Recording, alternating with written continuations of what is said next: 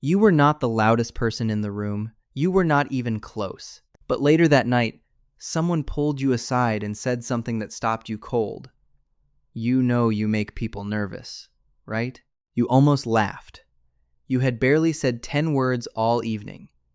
You did not argue with anyone. You did not perform.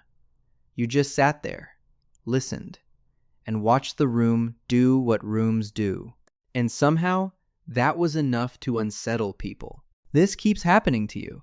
The coworker who gets defensive before you finish your sentence, the stranger who looks away first, every time. The friend who admits, months later, I was intimidated by you when we first met. You have been turning this over in your head for years. What am I doing wrong? Here is what no one has told you. Nothing. You are not doing anything wrong, but you are doing something rare. And rarity, in a world built for the average, will always feel threatening to people who have never encountered it.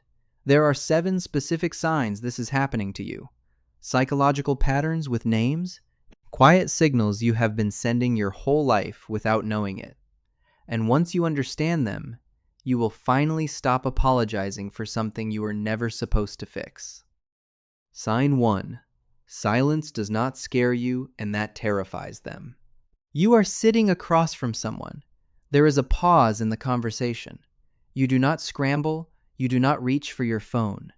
You do not fill the air with words you do not mean just to make someone else comfortable. You just sit there, and they unravel. Research from the University of Groningen found that just 4 seconds of silence causes most people visible distress. Heart rate climbs, palms go damp. The brain starts firing signals. Say something, fix this, make it stop, but you feel none of that. Because somewhere along the way, you stopped needing to perform your way through a room. You stopped using words as social currency. And that stillness, that quiet ease you carry, reads to nervous people as judgment. It is not judgment, it is presence. But the villain here is a story most of us are handed early.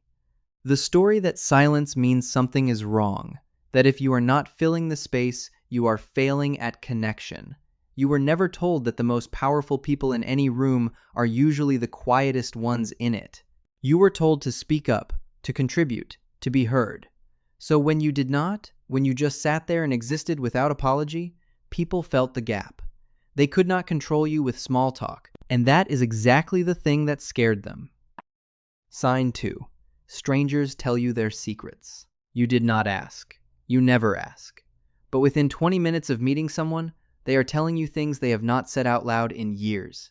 The woman at the coffee shop mentions her divorce. Your coworker drops his guard and says, honestly, I am terrified I have wasted the last decade. A stranger on a train tells you something that would take most people 3 therapy sessions to admit, and you sit with it, because you are actually listening. Psychologist Carl Rogers spent his career studying what happens when one person truly receives another without agenda, without the need to fix or redirect the moment back to themselves.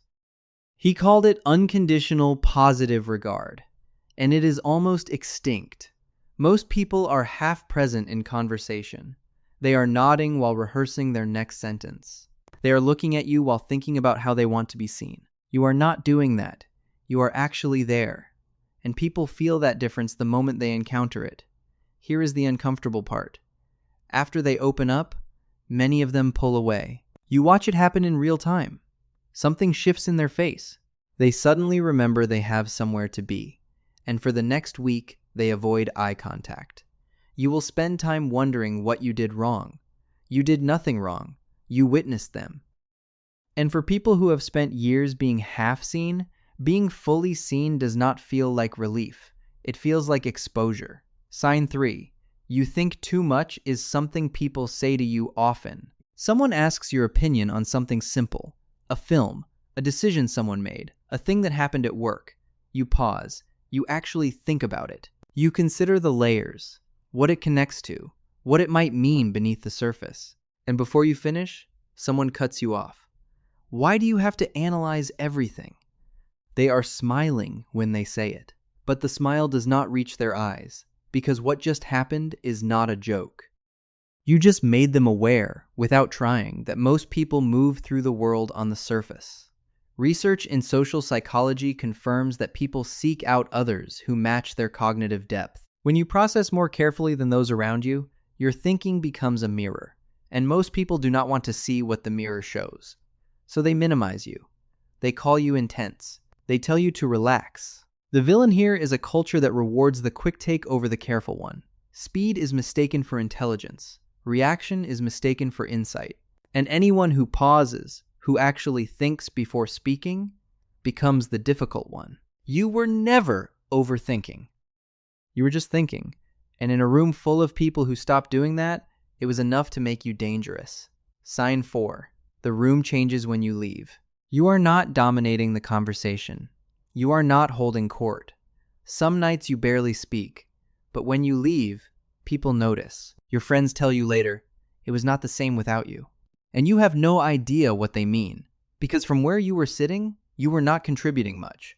You were just there. Here is what research on group dynamics has consistently shown. Even one quiet, thoughtful person in a group changes how everyone else behaves. People speak more carefully. They think before they react.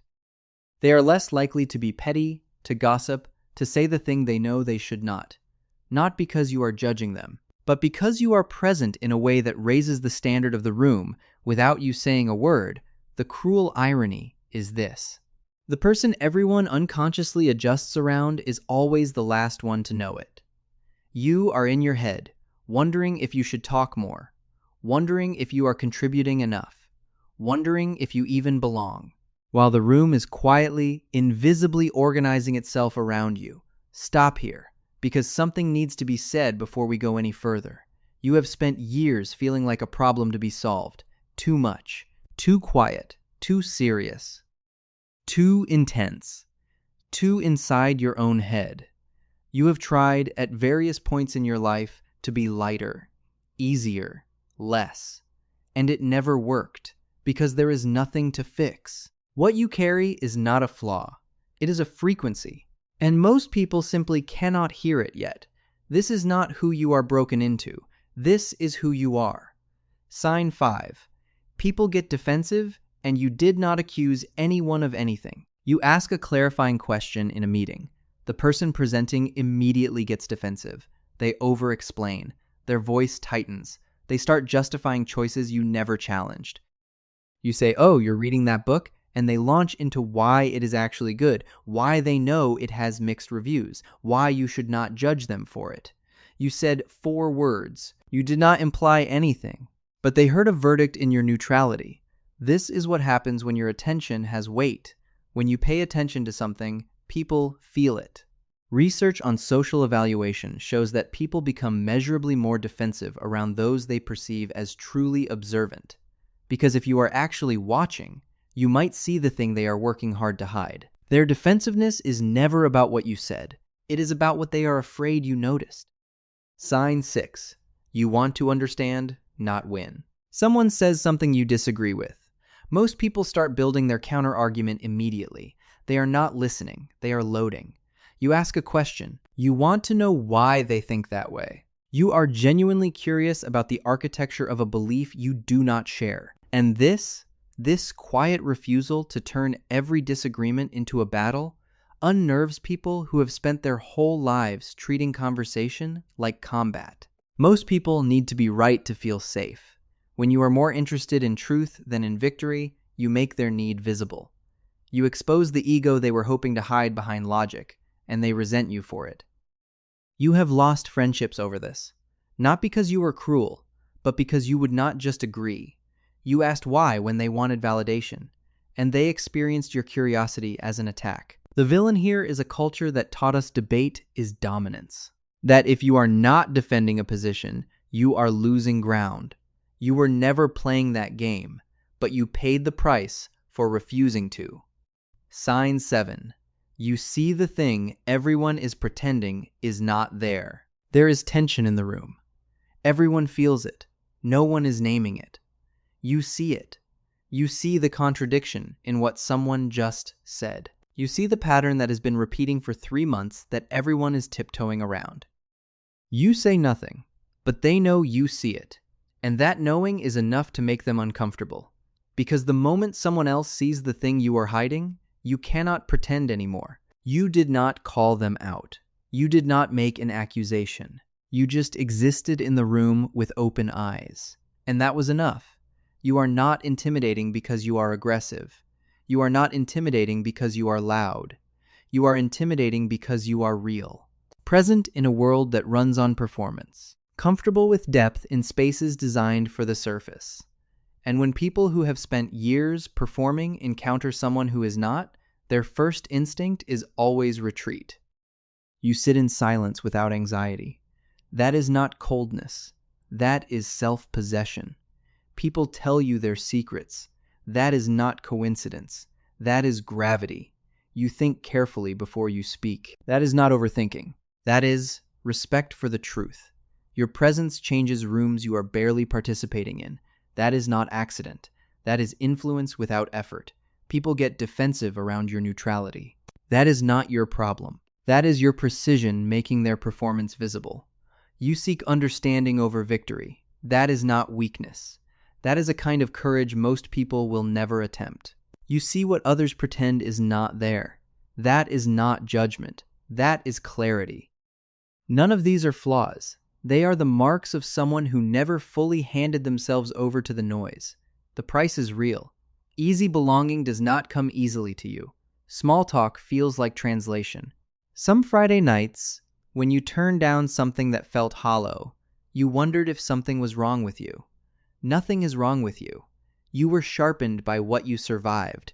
Now it is time to be softened by what you choose. Which one of these 7 signs hit closest to home for you? Drop it in the comments. And if you know someone who has spent years feeling like they are too much or not enough, send this to them. They have been waiting a long time to hear that they were never the problem.